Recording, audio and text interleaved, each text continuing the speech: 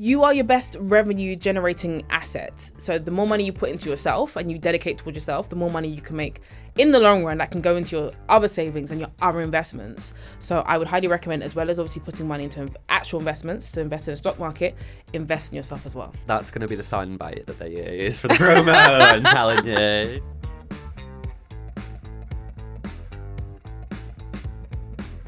Hello and welcome to the People First podcast, the Young Careers podcast. I'm your host Jordan, and today we're diving right back into financial literacy with my lovely guest, Kia Commodore. Kia is the founder of financial literacy platform Pennies to Pounds, a published author and an all-round money guru. Welcome back to the podcast, Kia. Thank you for having me. I begged to have you back.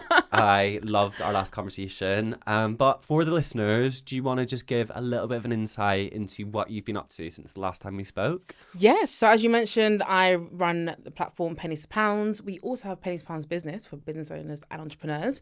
And since we last spoke, a lot has happened. I believe when we spoke, I don't think my book had come out. So now I'm an author, as you said, which is surreal.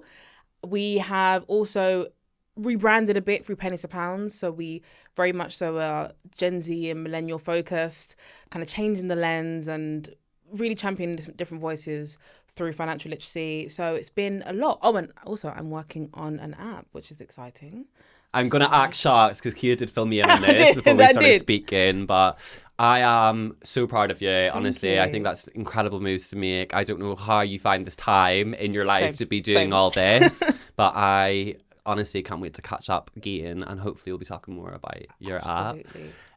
So last time we spoke about financial literacy, budgeting apps, Klarna, ClearPay. I feel like I could speak to you about this stuff all day, and a big reason why we wanted to have you back. This episode is going to be like a part 2. We want to really carry on from our last discussion, but just delve a little bit deeper into some of the topics that we skirted upon or didn't get to cover. So just before we dive in, what are some of the worst money mistakes we make whenever we're young without even realising? Ooh, the first one I would say would be when we're younger, we often aren't taught how to spend with a plan. Mm-hmm. I think quite often, I don't know about yourself, but growing up, I did get pocket money. And initially, you get pocket money. I think I got like £5 a week. That was more when I was in school. And your aim is to spend all that money as quick as you can. Yeah. What can I get in the corner shop to get rid of this £5? Because I want to get what I can get. And then it's only when I got older, my mum gave me a book. And she said, if I'm going to give you pocket money, you need to keep track of where it's going. And I'm going to monitor it every month. And if I don't think it's going in the right places, I'm going to reduce your pocket money. And that was unique from her. To get me. And obviously now I see that as budgeting, but at the time I just thought, my mum's being really strict. But I think when we're younger, we just spend with no real plan. Of course. And a lot of people, if you don't unlearn that, you carry that into adulthood. But the difference is when you get to adulthood, you have access to other means like credit, so you can take out even more money and spend even faster. So it's not having that plan. I think another big thing that we do when we're younger is, I think, not thinking long term, and that's in many, many different things. With regards to things like even taking out credit. I have friends who were 16, 17 who got into the wrong crowd and took out things against their name that had a big repercussion later on in life. One of my friends wasn't able to get a bank account for years.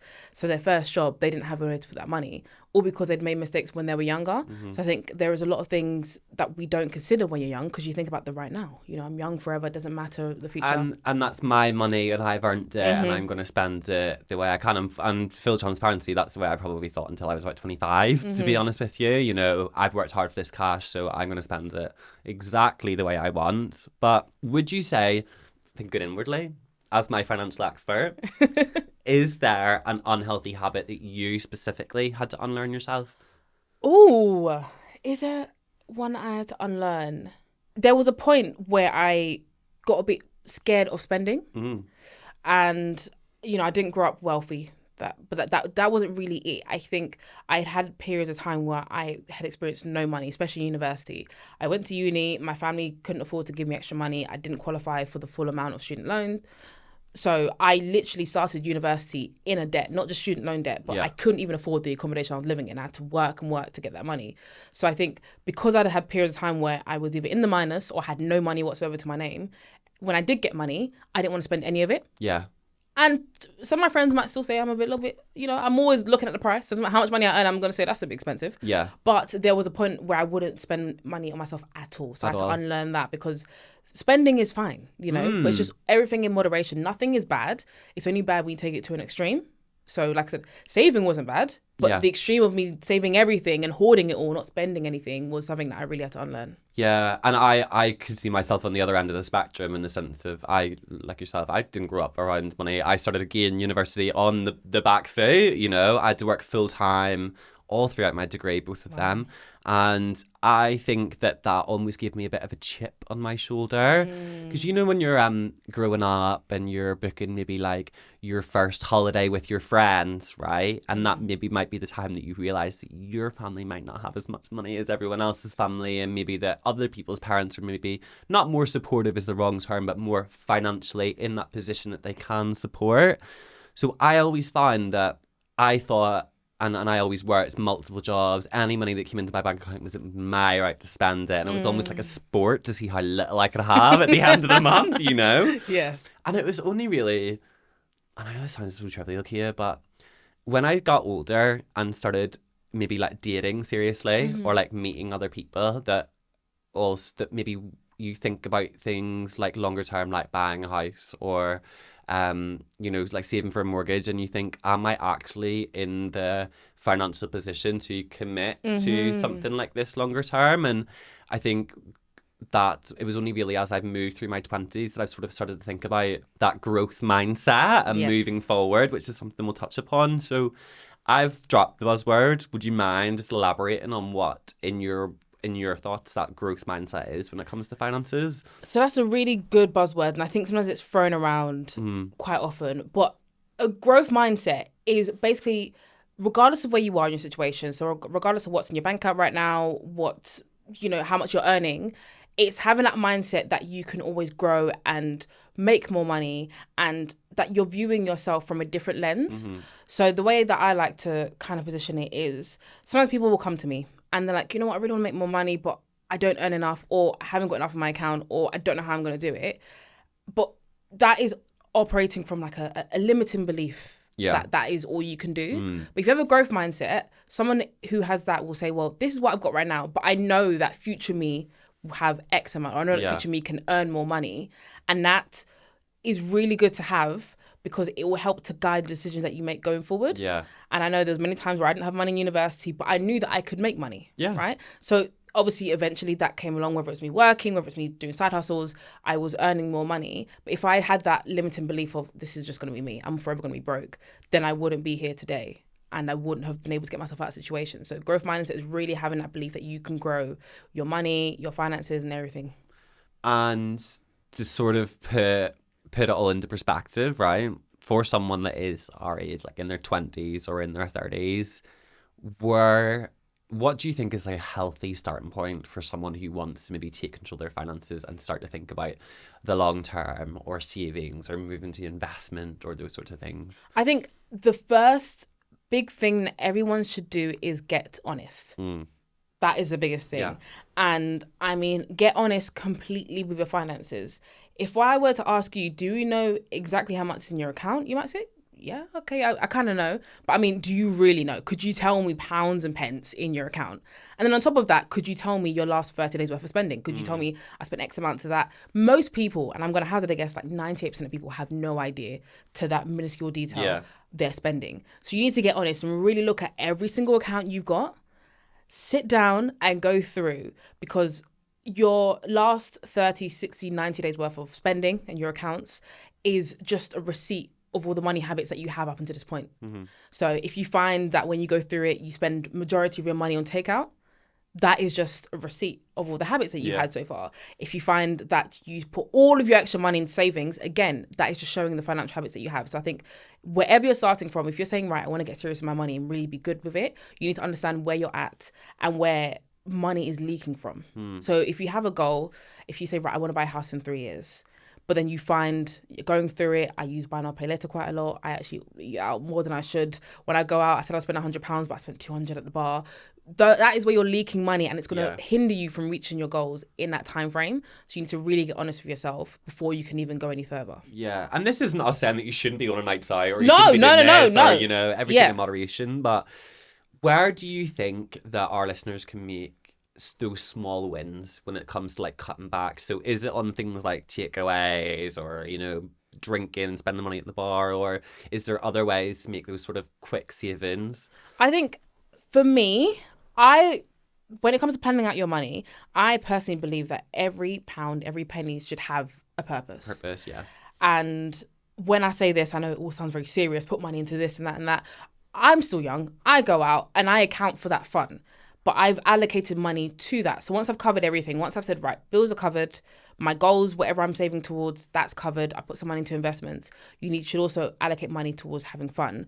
But I think a lot of people could probably cut back on things like subscriptions. Mm-hmm. And I'm not saying cancel your Netflix or anything. If it brings you joy, that's fine. But there are things, and I'm guilty of it. You sign up to free trials, you forget the free trial, forget them, and now it's charged you. Things like that, you can cut back. Going out, you know, if you're going out with your friends, absolutely fine. Have a good time. But maybe put a budget on there and say, I'm only spending £50. I'm going to drink before I go. Yeah. And I'm only going to get 1 or 2 drinks. And I can kind of cut back. But it's all about reassessing your lifestyle. So if you go out to eat 4 times a month, maybe 4 times I can kind of cut it down to 2. And then if I'm doing that to see friends, 2 of them can be lunches. So I'm going to allow myself 2. And then 2 of them can be coffee and a walk or something else that's cheaper. So I'm still having that interaction. Yeah. But instead of spending what I would have spent on 4 lunches or 4 dinners, I'm spending on 2. And I get to save the extra and put it towards my goal. Yeah.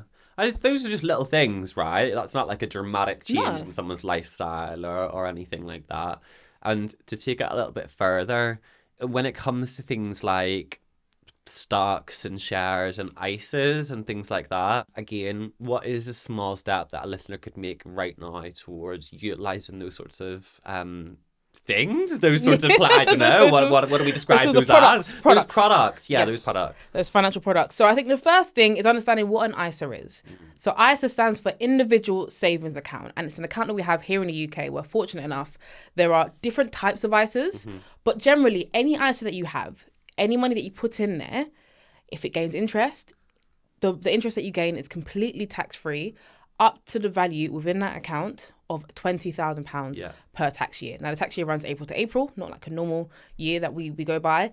But within that, there are many different ISA accounts. So you have your stocks and shares, like you mentioned, and that is pretty much where you get to put money into there. You pick a fund, so you pick what group of companies you invest in, whether it's tech companies, environmental companies, I don't know, hospitality, whatever you pick, and then you put the money into the account and that gets invested on your behalf. So that's the way to invest without actually having tons of knowledge on individual shares. Like, I'm going to invest in this company and that. You're investing in a group of companies. Then you also have the lifetime ISA, which I think a lot of people are probably familiar with if you are looking to get your first property. And that is a government-backed scheme where you put in money up to £4,000 per tax year. And the government will top up anything up to that amount with an extra 25%. So you put in the maximum £4,000, you get an extra £1,000 on top. Every single year, you need to have it open for at least a year before you use it towards your first house. But the longer you have it, the more you contribute, the more free money, essentially, you get from the government. And what a lot of people don't realise is that even once you've used it for your first house and you've taken the money out, you can still keep saving in it towards your retirement and still get that bonus, which is great. And there are things like the cash ISA, which is more just a savings account, so you put money in there.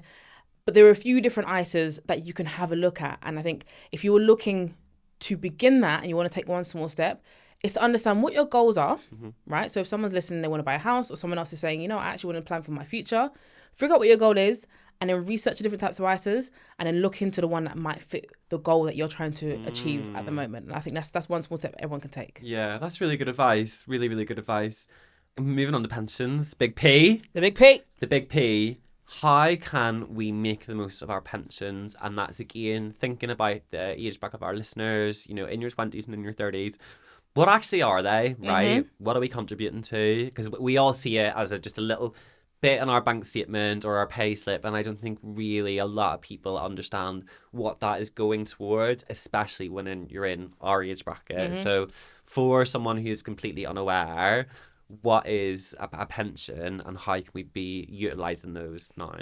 Look, I always say that pensions have terrible marketing behind them because they do not tell you what it is unless you really know. All I know is that Scottish Widow advert with like the women running about in the clothes, you know? Like, what is that like doing for my future, you know? You have no idea. They have the worst PR pensions, right?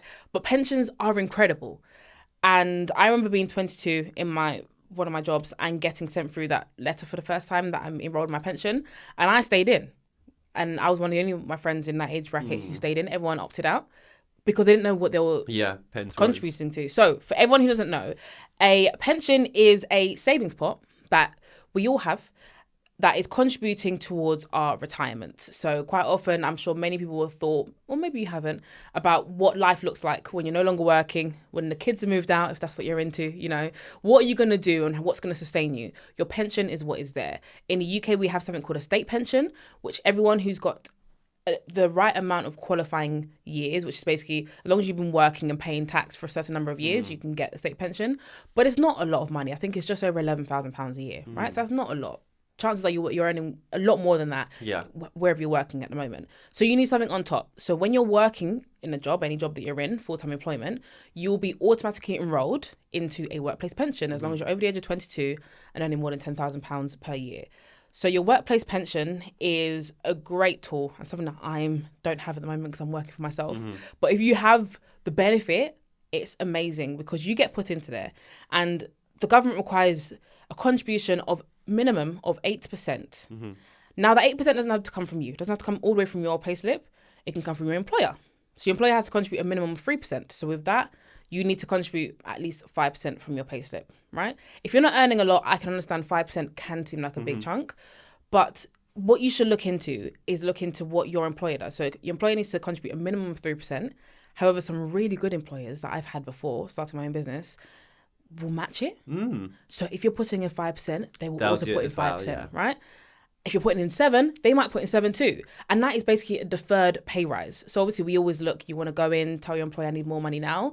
If you're in your pension, that's an extra 3, 5, 7, maybe even 10% that you get. Maybe not right now, but in 30 years time, 40 years time, that version of you will have that extra money from your employer. So that is what a workplace pension is. If you are self-employed, like myself, you will not have a workplace pension, unfortunately. But there is still things that we can take out. There's something called a SIP. So self-invested personal pension that you can open up. Many, many different pension platforms allow that, where you can basically just open it up and you can contribute yourself and still benefit from tax relief.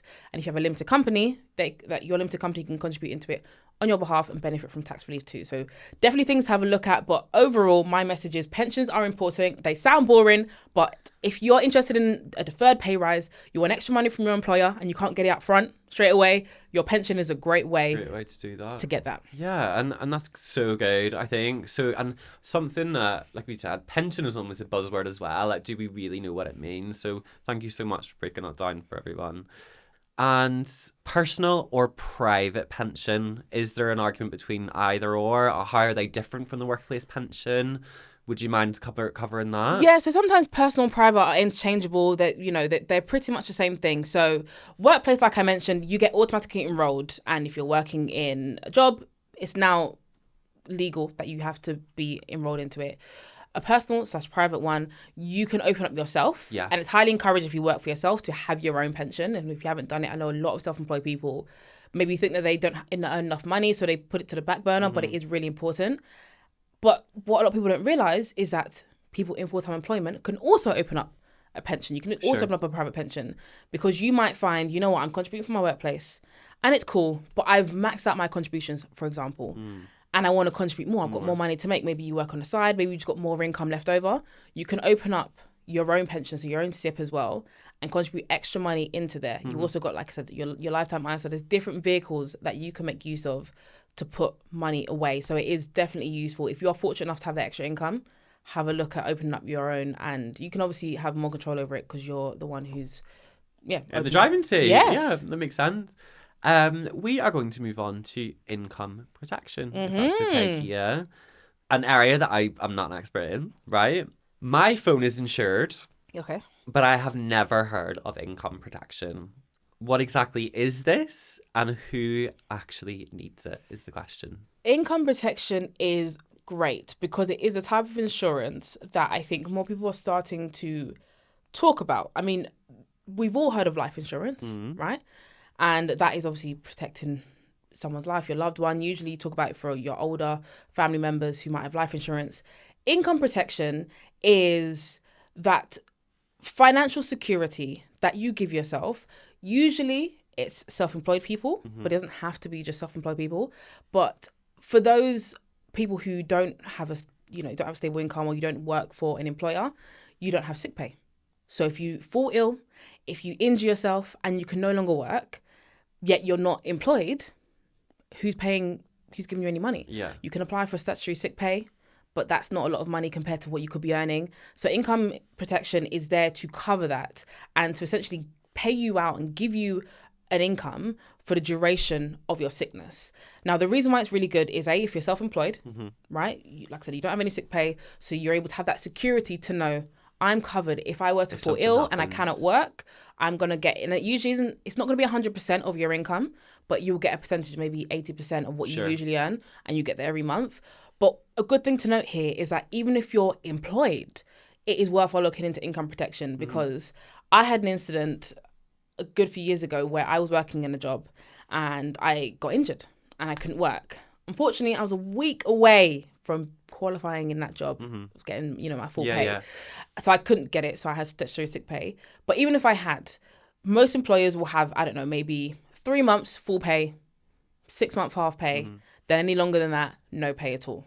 If you had income protection, based on whatever terms you take out and what you agree to, that income protection could be there to pay you out and continue to pay you out. If you're off for two years to recover, you can have income protection to cover you for that, instead of having no income, yet you're trying to recover and feel better.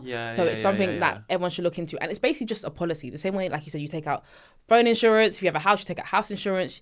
You take out life insurance. You take out income protection. It's just an insurance that you take out. And with most insurances, the earlier you get in there, so the younger that you are, the less you pay the premium every month. And obviously the older than you are, they're basically measuring it on risk. If you're older, you might get into more falls, more accidents, so it's going to cost them more. But if you're younger, you're fitter, you might not fall into as many accidents, so it'll be cheaper for you. So it's definitely something to look into.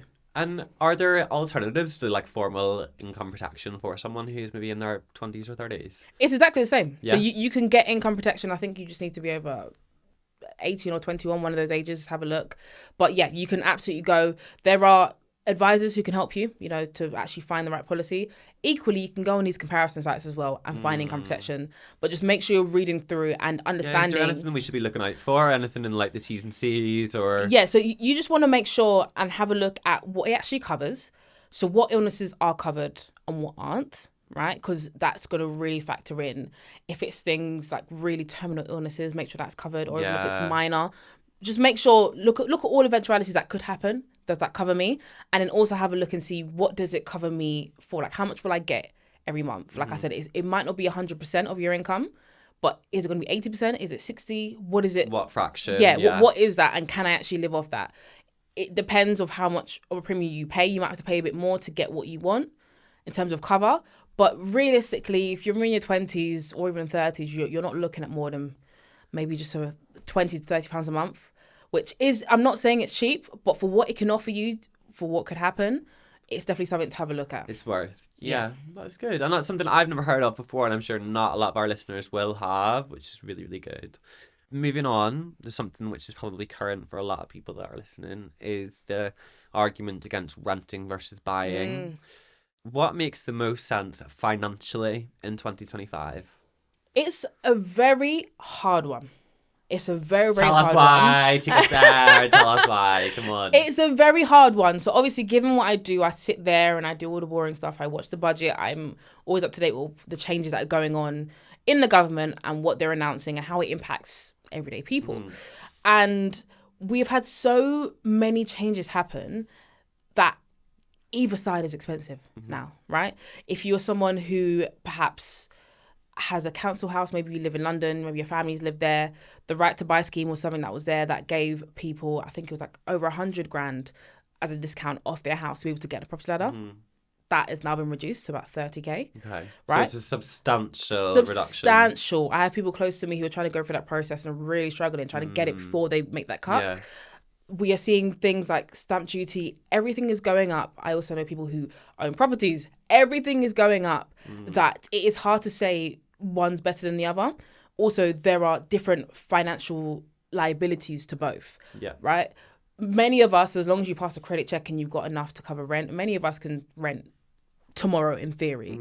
But to buy a house, if you haven't got that deposit saved up, if you haven't got that good credit file, and if you haven't got that proven track record and you're ready to commit to 30 years plus of paying a mortgage, that is a massive financial commitment that I think if you are young, it is more for you to understand your lifestyle, right? So the more conversation I have with people in our age group, a lot of people aren't sure if they want to be based in the UK. Which is myself. I fall into that bracket. Right. I do not see myself settling for a 35-year commitment. Exactly. And I know there's other things that you can do once you buy a house, renting it out, those sort of things. But all that is ties. You're tied here. So even if you are renting it out, someone's got to oversee that. Exactly. Right? So if you're not sure if you want to be here, then maybe buying a property might not be on top of your list, right? And I know there is a lot of that pressure, and I think in the UK especially, we have this, I call it a weird obsession with home ownership and property ownership. Agree, It's a very strange obsession. I mean, it's great. If you can own a property, it's amazing. But I don't think we should foist that on everyone because it's not everyone's reality. No. And not everyone wants that. Some people want the flexibility of being able to rent and saying, I'm going to rent for a year and then travel for a bit. 100%. Me personally, I like living with other people. I like having housemates. I like a shared house. And I'm probably not in the position to buy a house now, but if I wanted to, I'm sure I could make those steps. But for the minute, this suits me. Exactly. So I think it is just assessing, but across the board, everything's more expensive. So it is just understanding what can you afford. If you are looking to buy a house, factor in everything and also factor in what kind of mortgage you're getting. If things go up, can you afford that difference? Because some people I've seen their mortgage increase by like over £1,000. Seemingly overnight. From 1 month to the next, you've got to find an extra £1,000 on top of what you've already paying. So it's a lot of money to really, dedicate to something like that. Interest rate is something that we hear about a lot when it comes to buying property. Yes. Is there a way that you could break that down for us? Yes. So when it comes to interest rates, so the interest rate is basically what the lender, so whoever gives you that money, whatever bank, financial institution gives you the money, your mortgage, that is what they will charge you for borrowing that money. So there are fixed rates and variable rates. There's all kind of different jargon within that. But to break it down to just those two, a fixed rate mortgage will be fixed. So your interest rate is fixed at 2%, 5%, whatever it is for a period of time. And then there's a variable rate, which means that from time to time, if the interest rates in the whole economy change, so could the interest rate of your mortgage. Knowing which one to do is a hard one. You kind of have to judge the market. And again, you have to kind of say, well, if I fix it now for 3 years, it could work in my favor. Interest rates could go up, but I'm fixed at that low rate. Or it could drop even lower and now I'm paying more. So it's a hard one to kind of figure out. But interest rates really do affect you. So if you are taking out a mortgage, especially one that's variable, it is very important to have your ear looking at the news, seeing what the changes are, because that is going to financially affect you. And that is where it comes in, where I told you people have seen their mortgage payments change by £600, £1,000, £1,500 because they might be on variable rates and those have just gone up. So now you have to find that extra money from nowhere. Extra cash, for the same thing, for the exact same thing. And would you say there's other hidden costs whenever it comes to like home ownership and things like that? Like in terms of, we spoke about stamp duty, but what about rates, solicitors, having, Japanese knot weighed, like those sorts of things. Like what else would you say there's to consider? There is a lot. There's solicitor fees. You're going to have to pay whoever helps you to actually get the property. There are surveyor fees, depending on what you're doing. You need to get the house checked. Obviously, moving fees. Even if you're moving yourself from one place to another, you've got to hire vans, all of that does come into it. And I think just once you even buy a home, I think a lot of people forget that you buy a home, unless it's fully furnished, you walk in there, you've got to get furniture. Yeah. And furniture is not cheap. It's not. If you're not sure and you listen to this, go and check up the price of a sofa. A nice a decent sofa, look at the price of a sofa, and then you'll reevaluate. Yeah. And you say, oh my gosh, things are just so expensive. They are, yeah. So and buying it all at once is expensive right? as well. Yeah. Exactly. Yeah, So unless you're fortunate enough to have hand-me-downs from family, or you're meant to find good finds in charity shops or something like that, it's going to cost you a lot of money to actually get a property. So this is why it's not a thing that you can just wake up and decide, I'm going to buy a property, this year, unless you really consider I can afford everything that comes with it, because it is a lot of money. It is. I am going to put you on the spot here. Go on. So I want to just discuss a couple of scenarios with you. So I am someone who is just starting. I really want to take control. I've learned a lot about financial literacy. I've been on Pennies to Pound. I'm making my first step into the world of savings and things like that. What would you say is like entry level things that I could be doing right now? Making your first step into the world of savings, number one would be to have a goal in mind, because saving with no goal is pointless, and you're going to lose that motivation and lose your why. And that could be a holiday, that could be a new car, that could be a house or something like that. Right, it can be absolutely anything, or even smaller. It could just be, I saw a really nice dress that was £100 and I really want that. Doesn't need to be anything massive, right? But just have a goal, first thing. Then number two, you need to figure out what time frame you want to save that money in. Right? So because if you want it in 2 months or you want it in a year, that's really going to change how much you need to put away into savings. Then number three, to come up with that plan as to how much how often you're going to contribute. Some people get paid weekly, so you're going to contribute weekly. Maybe your salary, you get paid monthly. Figure that out for yourself. But one big thing I encourage everyone to do is to gamify savings. Savings can feel very boring and monotonous. Even if you have a goal and I'm trying to go on holiday next year to Barbados with my friends, it is still quite boring to put money away. Like, because I'm thinking about right now, next weekend we could be going out and I could take that money. But gamify it. See it as a game. On Pennies to Pounds, we do that, and we have challenges where you can follow each day and you can kind of put it away and feel like you're playing a game. But even with your friends, say, right, we're all saving for this holiday. Let's do this. We're all going to kind of track ourselves and put this away and really keep ourselves accountable. Bring people in, make it feel like a game, and then you can stay on track because it feels fun and it feels like something you actually want to take part in. And I say this because you see it happen. It works really well in the fitness space. I see a lot of people who want to go on like walking challenges or running challenges, and running and walking is not exciting. But when you make it a game, when you incentivize it, it's fun. And you can do the same thing when it comes to saving money. So that would be kind of the steps that I would encourage anyone to take. What if I have followed the steps? I've been a really good saver. I've got maybe my finger in a few avenues whenever it comes, or you know what I mean. I've got an ISA and I want to take things to the next level. Like, what is new when it comes to maybe investments or things like that? I think then if you're at that point where you kind of got savings under wraps, you've got that sorted, you want to be looking at investing. So saving is great for right now, for emergencies, for saving towards your goal, but you can't save yourself into wealth. It just doesn't work, right? The interest that you earn, all of that, it just doesn't work. You can't save yourself to being wealthy. So you need to look at actually investing your money. Now, investments, obviously you mentioned stocks and shares, ISAs, where you can put your money basically into a fund. If you are more committed and that requires more research, you can look into actually investing in individual companies. But I would definitely encourage anyone who wants to do that to A, research, and B, start off with an industry that you're familiar with. It could be something that you work in already. If you work in tech, you work in environmental space, an industry that you're familiar with, and then you can kind of go from there. But you want to spread out your risk. You don't want to put all your money into one basket and then that basket tanks overnight and then you lose all your money. So you just be smart with it.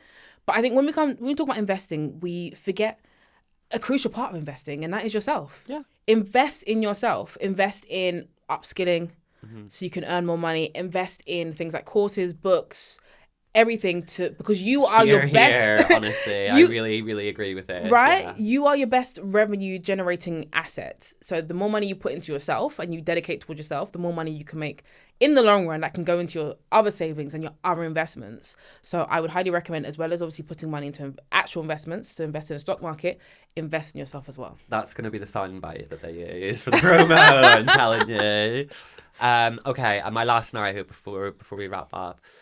What if I've fallen behind on maybe I'm in debt, maybe I've made a few wrong financial decisions and I wanted to start living a healthier life when it comes to finance? If you have made the decisions, that is fine. Your past is done. It's all about what we're doing moving forward, first and foremost. So I would say we need to confront it. You need to write down every single debts that you have out, what the interest rates are, what is owed, and if there's any, you know, what does that look like? Do you have any other fees that are have accrued because of it? Be very honest with yourself, right? Doesn't matter what that number is, because we need to tackle it. Yeah. Then you need to do one of the two methods, right? You need to either look into the snowball method or the avalanche method. So snowball, obviously the snowball, it gets bigger. Mm-hmm. The more we roll it and the more we put it in snow. That is the same with that method when it comes to debt. So that effectively means starting off with the smallest debt that you have, so the smallest amount, paying that off first and working your way up to the big one, right? Or you have the avalanche method, which is looking at the one that costs you the most. So which one has the highest interest rate, and then working backwards. So it's completely up to you which one you prefer. I personally am a bigger fan of the avalanche, because if you're paying, I don't know, some people pay even like 1,000% interest, if depending on what kind of crazy loan you might have taken out, right? Which is not your fault, but it's trying to work that down. You know, if you're doing the snowball, it's going to take you forever to actually get to that one, which is costing you the most money. So I prefer the avalanche to actually get down. You want to rip the plaster off. That's it. Yeah. Tackle the one that's going to cost you the most, so then you have more time for the cheaper ones, and you can kind of work your way backwards.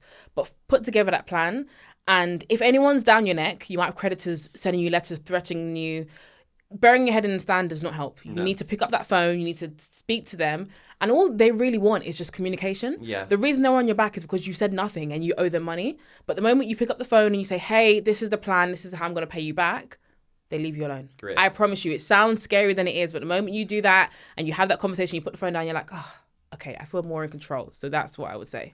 That was perfect. And I honestly think, Kia, I could speak to you for many, many episodes. I think we could do a part 6 and 7 on financial literacy, because it's such an important thing. And we've talked about so many things in the last half an hour, 40 minutes. And I think everything that is helpful, you know, and I'm just really grateful that there's people like you out there in the world that breaks things down in a normal, palatable way. Do you know what I mean? Because sometimes there's just so many buzzwords and jargon and grey area around finances that I think people are daunted. And I think yourself, you know, Pennies to Pounds, I think these are really, really good ways to bring something that is quite scary, you know, quite intimidating. Money makes the world go round. And I think you have positioned yourself in a way that makes it really digestible. And I've learned things, so I'm really grateful. Thank you.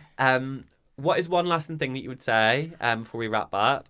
And where can our listeners follow you and hear more expert advice? Ooh, one last thing I would end on is always have a plan for your finances, but within that plan, make sure to factor in fun, because this is the youngest you're ever going to be. So don't squander it for the sake of trying to reach your goals. Please have fun as well, but be smart with it. You can find me, I'm Kia Commodore, IKEA everywhere, and you can find obviously Pennies to Pounds, where you get all your resources. There's Pennies, IES, to Pounds on all platforms. Thank you so much. And that's the end of today's episode. I just want to say a huge thank you to Kia for joining me today, as always. And to our listeners, if you're in the market for a new role, as always, you can check out Brook Street online. There may just be a dream role waiting there for you. And if you enjoyed today's episode, please remember to share it with your friends and listen to us anywhere that you find your podcasts. Thank you so much, and see you later.